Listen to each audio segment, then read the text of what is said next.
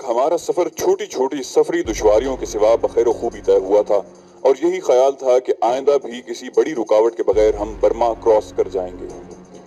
उमर और खुनसा ने अपने काबिल एतमाद आदमी मेरे हमरा भेजे थे और चलते वक्त उमर ने उन्हें तंबीह की थी कि अगर उन्होंने अपने फराइज की अदायगी में कोई कोताही दिखाई तो उन्हें इंतहाई भयानक अंजाम से दो चार होना पड़ेगा। ये गाइड, मजदूर और मुहाफिज बज़ाहिर मेरे हर हुक्म की तामील कर रहे थे, लेकिन मुझे ऐसा महसूस हो रहा था कि हम जितना बर्मा के अंदर बढ़ रहे हैं उनकी आपस में खुसर फुसर भी बढ़ रही है। खुसूसन जब से खुनसा के भेजे हुए चारों मुहाफिजों को, जिन्हें हमारे हर अव्वल के तौर पर हमसे चंद मील आगे रहना था, मैंने रात को पड़ाव में अपने साथ शामिल कर लिया था और दूसरों को उनके मुताल्लिक बता भी दिया था। उस वक्त से मेरे बाकी हमराहियों में कुछ बेचैनी सी फैली हुई थी। पहले तो मैंने उन्हें महज अपना वहम समझा, लेकिन जब एक गाइड ने मुझसे पूछा कि इन चारों के मुताल्लिक मैंने उन्हें पहले क्यों नहीं बताया, तो मैं चौंक गया, क्योंकि उन्हें मुझसे इस तरह के सवाल करने की इजाजत नहीं थी।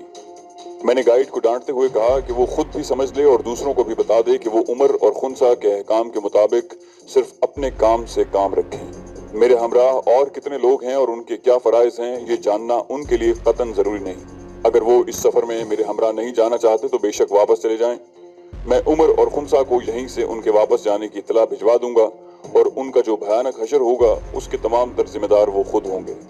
गाइड अपने हमराहियों के पास वापस चला गया तो मैंने अपने जाती असलहे और दीगर सामान का जायजा लिया।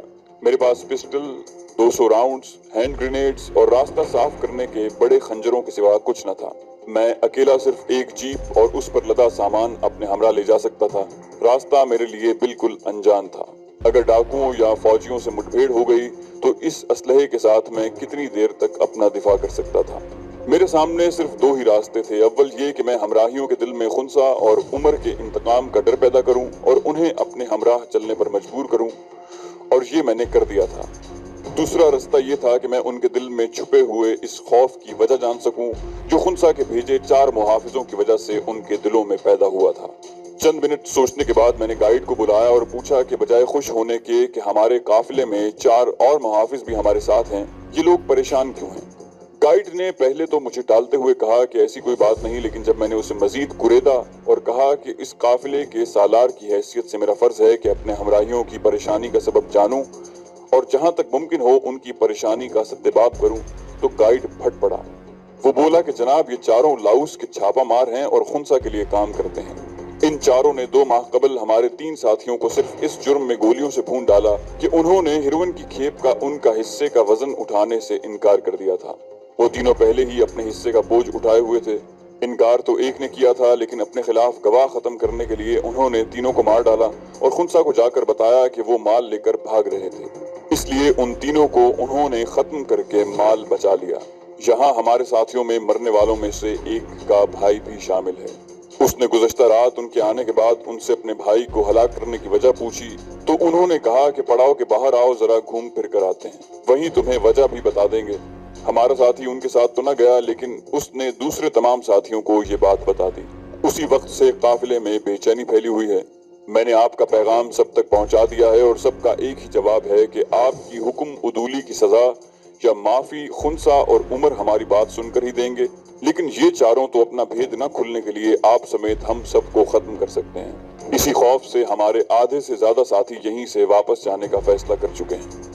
जो बाकी हैं वो भी भागने वालों की देखा देखी वापस चले जाएंगे। इन चारों का क्या है, ये सब कुछ लूट कर कभी वापस ना आने के लिए लाउस चले जाएंगे और या खुनसा के पास जाकर ऐसी घड़ी घड़ाई खबर सुनाएंगे जिसकी तरदीद करने वाला कोई ना होगा। मैंने आपको तमाम हालात और खदशात बता दिए हैं, अब फैसला करना आपका काम है। अपनी बात पूरी करके गाइड ने, जो थाई मुसलमान था, हाथ जोड़कर मुझे सलाम किया और जरा फासले पर खड़ा हो गया। ये वाकई बड़ी परेशान कुन सूरत हाल थी। काफिले के साथियों को अपनी जानों का इतना ज्यादा खौफ था कि वो वापस लौटने और उमर और खुनसा का अताब सहने को तैयार थे। उधर मुझे अपने मिशन को बहर दौर मुकम्मल करना था। अगर सिर्फ गाइड ही वापस चला जाता तो मेरे लिए बाकी सब लोग बेकार थे। ये चारों लाउसी सिर्फ हर अव्वल दस्ते का काम दे रहे थे और उन्हें खुनसा और उमर ने इजाजत दे रखी थी कि काफिले के लोगों में से अगर कोई मेरी हुक्म उदूली करे तो उसे बिला झिझक गोली मार दे। मिशन से वापसी पर राजा त्रिदेव की बीवी और लड़के के अलावा अनमोल जवाहिरात का खजाना भी हमारे हमरा होना था। अगर काफिले के लोगों में से चंद या सिर्फ एक ही जवाहरात की लालच में गद्दारी पर आमादा हो जाता तो हम सबको बेखबरी में हलाक कर सकता था। थाई फितरतन दूसरों के मुकाबले में सुलहजू और पुरअमन होते हैं। इसके अलावा उनके घर बार और खानदान के लोगों तक खुनसा और उमर की भी रसाई थी, लेकिन लाउसी एक बार गायब हो जाते तो उनका पीछा करना मुहाल था। मैंने तकरीबन 1 घंटा तमाम सूरत हाल का बारीक बीनी से जायजा लिया और बिल आखिर फैसला करके सुर्ख रोशनी का एक राउंड फायर किया। ये उन लाउसियों के लिए फौरन वापस आने का सिग्नल था। अभी 20 मिनट भी न गुजरे थे कि चारों लाउसी अपनी जीप में मेरे पास आ गए। मैंने खुश दिली से उनका खैर मकदम किया। इसी दौरान मेरे काफिले के लोग भी वहां हमारे गिर्द जमा हो चुके थे। मैंने उन्हें कहा कि आइंदा सफर जारी रखने से पहले मैं सबका असलहा चेक करना चाहता हूं ताकि मुझे तसल्ली हो जाए कि किसी हंगामी सूरत हाल से निपटने के लिए हमारी फायर पावर कितनी है। मैंने करीब खड़े 5-6 थाइयों का असलहा लिया और चेक करके उन्हें लौटा दिया। थाइयों के लिए गाइड मेरा मुतरज्जिम था, जबकि एक लाउसी टूटी फूटी अंग्रेजी जानता था। इन चारों के पास चीनी साख्ता सब मशीन गन्स और रिवॉल्वर थे। मेरे असलहा तलब करने पर पहले तो वो कुछ झिझके, लेकिन अपने मुतरज्जिम के कहने पर उन्होंने अपना तमाम असलहा मेरे सामने ढेर कर दिया। लाउसियों के मुतालिक मैं पहले से जानता था कि वो हमेशा 2 बड़े खंजर अपनी पिंडलियों से बांध कर रखते हैं और अक्सर लाउसी कराटे के माहिर होते हैं। मैंने एक एक करके उनकी गने और रिवॉल्वर उठाकर देखे और चेक करने के बाद अपने सामने रख दी और उनसे खंजर तलब किए। कुछ पसोपेश के बाद उन्होंने अपने खंजर भी मेरे सामने रख दिए। उन्हें मेरे इस तरह असलहा चेक करने पर कुछ शक सा पड़ गया। वो बगैर मेरी इजाजत के अपना असलहा उठाने के लिए आगे बढ़े और यही लम्हा था जिसका मुझे इंतजार था। मैंने फौरन अपना रिवॉल्वर निकाला और उन पर तान कर कहा कि अगर 1 इंच भी आगे बढ़े तो गोलियां उनकी खोपड़ियों में उतार दूंगा। मैंने गाइड को इशारा किया तो उनके पीछे खड़े थाइयों ने उन्हें पकड़कर नीचे गिरा दिया और इससे पहले कि वो कराटे के दाव आजमाएं, 2 थाई उनकी पुश्त पर बैठ गए और उन्हें पूरी तरह अपनी गिरफ्त में ले लिया। मैंने इंग्लिश बोलने वाले लाउसी को सीधा लिटाने का कहा और उससे पूछा कि तुम लोगों ने 3 थाइयों को शूट क्यों किया था। उसने कहा चूंकि वो बमा सामान के भाग रहे थे। मैंने कहा क्या तुम्हारे इन साथियों के अलावा तुम्हारा कोई और गवाह भी है और तुम उनको टांगों पर गोलियां मारकर जख्मी भी कर सकते थे। तुमने उनको हलाक क्यों किया? अब ये लोग तुमसे बदला लेंगे। मैंने उसे डराना चाहा। उसने कहा ये थाई कुत्ते हमसे क्या बदला ले सकते हैं। इनमें चांगसुत के खास आदमी भी हैं और अच्छी तरह जानते हैं कि हमें गजन पहुंचाने वाले का अंजाम क्या होगा। मैंने पूछा चांगसुत कौन है। मेरे इस्तफसार पर लाउसी बोला कि खुनसा का अभी तक नंबर 2 है और बहुत जल्द खुनसा की जगह ले लेगा। मेरे लिए ये बात बिल्कुल नई थी। उमर के मुताबिक खुनसा का कोई नंबर 2 नहीं था। जो उसके बहुत करीबी और वफादार थे उनमें चांगसुत नाम का कोई बंदा न था। दूसरी तरफ मैंने देखा कि उमर और खुनसा के आदमी अपनी कौमियत की वजह से एक हो चुके थे। उनमें मुसलमान भी थे और बुद्ध और ईसाई भी, लेकिन कौमियत सब मजहबी इख्तिलाफ पर हावी थी। उन्हीं में से एक आदमी ने आगे बढ़कर मुतरज्जिम के कान में सरगोशी की। मुतरज्जिम बोला सर ये आपसे अलहदगी में कुछ कहना चाहता है। मैं उसे और मुतरज्जिम को लेकर एक तरफ हो गया। मुतरज्जिम उसकी ज़बानी बोला कि सर वो लाउसी सुअर ठीक कहता है। चांगसुत खुनसा का एक ओहदेदार है और हमेशा इसी ताक में रहता है कि खुनसा को खत्म करके खुद गोल्डन ट्रायंगल का हेड बन जाए। इन चारों लाउसियों और मुझे और मेरे साथियों को भी चांगसुत ने ही भिजवाया है। चांगसुत आपकी खुनसा से मुलाकात के वक्त वहां मौजूद नहीं था, लेकिन जो लड़की आपको खुनसा के कमरे में ले गई थी उसने छुपकर आपकी सारी बातें सुन ली और चांगसुत को बता दी। चांगसुत ने उन चारों को हुक्म दिया था कि जब आप रांगा माटी से खजाना लेकर वापस लौटें तो ये चारों बर्मा की हुदूद में दाखिल होने से पहले ही आप सबको ठिकाने लगाकर और खजाना लेकर चांग वाई में रुक जाएं और एक आदमी खुफिया तौर पर चांगसुत को इत्तला दे। मेरे और मेरे साथी की ड्यूटी ये थी कि खोज लगाकर उनको ये बताएं कि खजाना मिल गया है और किसके पास है। जब चांगसुत को खजाना मिल जाए तो फिर हम सब यानी 4 लाउसी और दोनों थाई उमर और खुनसा को जाकर ये बताएं कि वापसी पर डाकुओं ने अचानक हमला करके खजाना लूट लिया और सबको कत्ल कर दिया और हम बड़ी मुश्किल से जाने बचाकर वापस लौटे हैं। मुझे और मेरे साथी को ये ख्याल भी बार बार आता है कि आखिर में ये लाउसी हम दोनों को भी कत्ल करके असल वाकयात के चश्मदीद गवाहों को भी खत्म कर देंगे। हमने चांगसुत से वफादारी का अहद किया था, लेकिन इन लाउसियों ने सारे थाइयों को गाली निकालकर हमारी कौम की बेइज्जती की है। मैंने चांगसुत का राज आपको बता दिया है। आप हमसे जो सलूक करना चाहें हमें दुख नहीं होगा। हम अपनी बेइज्जती और मौत तो बर्दाश्त कर सकते हैं, लेकिन सारी कौम को जलील कहने वालों को कभी माफ नहीं कर सकते। وہ تو ساری بات کہہ کر چپ ہو گیا، لیکن میں سوچ رہا تھا کہ یہ ایک تھائی ہیں جن کا سارا ملک اور معاشرہ ایک قہبہ خانہ بن چکا ہے، لیکن ان میں ابھی بھی قومی غیرت باقی ہے، اور ایک ہم پاکستانی ہیں جو اپنی غیرت، جرت اور مردانگی کے نعرے لگاتے تھکتے نہیں، لیکن ہماری قومی غیرت نہ جانے کس کھڈے میں پڑی سو رہی ہے۔ دنیا بھر میں ہماری رسوائی کا باعث بننے والوں کو، ملک کو دو لخت کرنے والوں اور ساری دنیا سے قرض کی بھیک مانگ کر رسوا کرنے والوں کو ہماری قوم اقتدار تشتری میں رکھ کر پیش کرتی ہے۔ جنرل یحییٰ خان جیسے شرابی، کبابی اور زانی حکمران کو کنپٹی پر پستول رکھ کر صدارت سے ہٹانے اور ذوالفقار علی بھٹو کو سول مارشل لا ایڈمنسٹریٹر اور صدر بنانے والے نجات دہندہ جنرل گل حسن کو بھٹو نے وفاداری کا یہ صلہ دیا کہ انہیں کمانڈر ان چیف بنا کر محض 6 ہفتے بعد ذلت و رسوائی کے ساتھ سبکدوش کر دیا۔ انہیں زیر حراست پنڈی سے لاہور گورنمنٹ ہاؤس میں لایا گیا اور وہاں بھی انہیں اذیتیں دی گئیں۔ خیر، مشورہ کرنے کے لیے میرے پاس صرف مترجم اور وہ تھائی تھا۔ میرے پوچھنے پر کہ ان لاؤسیوں سے کیسے پیچھا چھڑوایا جائے، انہوں نے کہا کہ برمی ڈاکو اپنے شکار کو درخت سے باندھ کر اس کا سر قلم کر دیتے ہیں اور لاش کو آگ لگا کر جلا دیتے ہیں۔ اگر ہم بھی یوں ہی کریں تو یہی سمجھا جائے گا کہ ڈاکوؤں کے ہاتھوں یہ مارے گئے۔ چونکہ وہ حسب ہدایت ہم سے 4-5 میل آگے رہتے تھے، اس لیے ڈاکوؤں سے ان کی مٹبھیڑ کا ہمیں پتہ نہ چلا۔ آگے پہنچنے پر ان کی سوختہ لاشیں ہمیں ملی۔ میں نے اس کارروائی کے لیے اسبات میں سر ہلایا تو سارے تھائیوں نے انہیں پکڑ کر درختوں سے باندھ دیا۔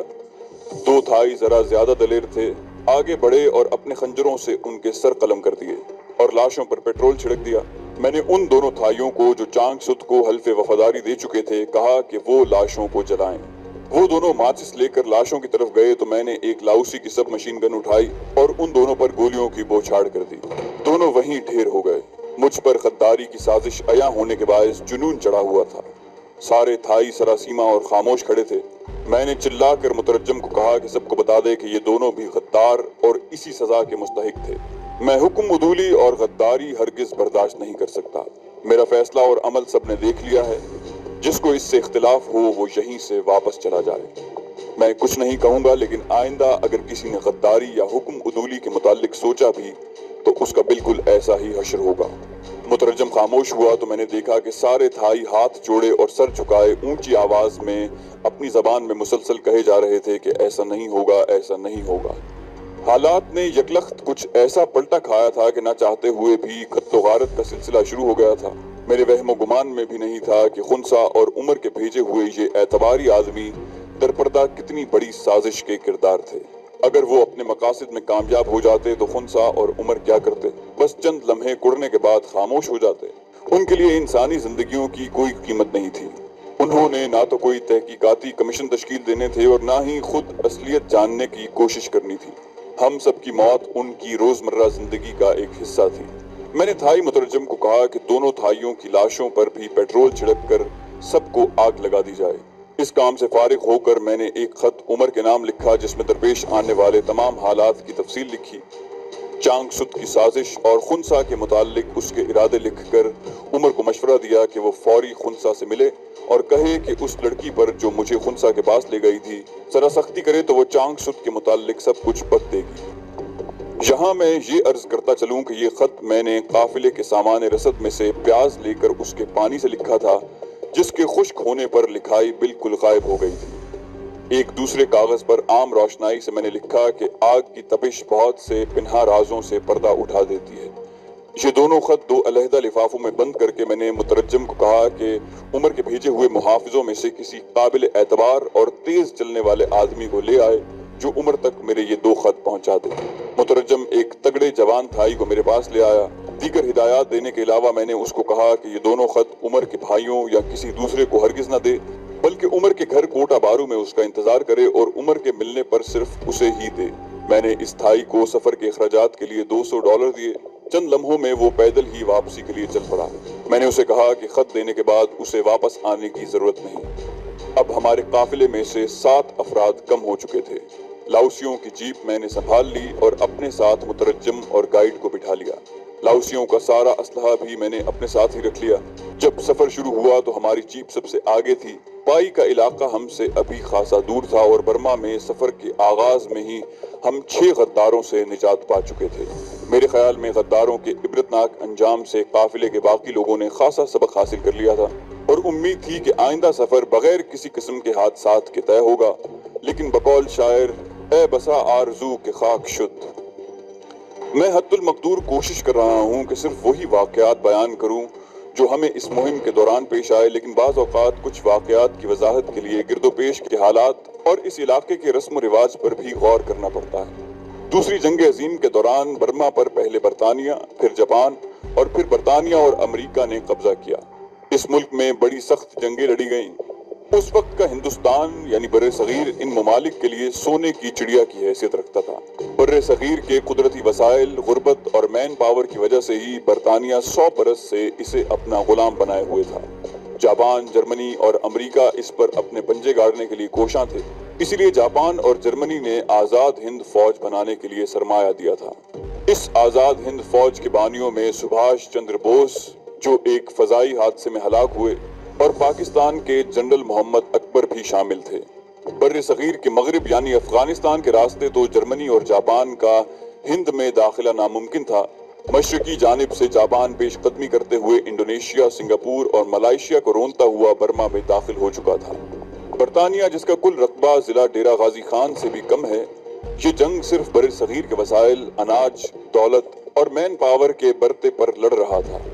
جاپانیوں کی برما میں پیش قدمی کو روکنے کے لیے برطانیہ نے اپنے تمام وسائل جنگ میں جھونک دیے تھے، کیونکہ بر صغیر پر جاپان اور جرمنی کے قبضہ کر لینے کا مطلب تھا برطانیہ کی موت۔ جاپان کے لڑاکا جہازوں نے جنگ کے دوران کلکتہ پر بمباری بھی کی تھی اور وہ سیلاب کی طرح آگے بڑھتا چلا جا رہا تھا۔ ہر روز یہی خیال گزرتا تھا کہ جاپانی بر صغیر میں اب داخل ہوئے کہ تب جنگ کے لیے بے پناہ اخراجات نے جنگ میں شامل ممالک کے مالی وسائل کی کمر توڑ کر رکھ دی تھی۔ اپنی فوجوں کو تنخواہیں دینے، سامان رسد اور غیر ملکی غداروں کو خریدنے کے لیے اربوں کی مالیت کے جعلی ڈالر، برطانوی پاؤنڈ، جرمن مارک، ہندوستانی روپے اور جاپانی ین ان ممالک کی حکومتوں نے جنگ زدہ ملکوں میں پھیلا دیے تھے۔ اس وقت میری عمر 5-6 سال تھی، لیکن مجھے بخوبی یاد ہے کہ میرے گاؤں کے فوجی جو جاپان کے خلاف لڑتے رہے تھے اور برما سے جاپان کی پسپائی کے بعد واپس لوٹے تھے، یہ فوجی انہیں اصل نوٹ سمجھ بیٹھے تھے، لیکن اصلیت جاننے کے بعد انہوں نے یہ نوٹ گاؤں کے بچوں میں کھیلنے کے لیے تقسیم کر دیے۔ چینل کو سبسکرائب کیجیے اور بیل آئیکن پر کلک کیجیے تاکہ آپ کو تمام ویڈیوز فوراً ملیں۔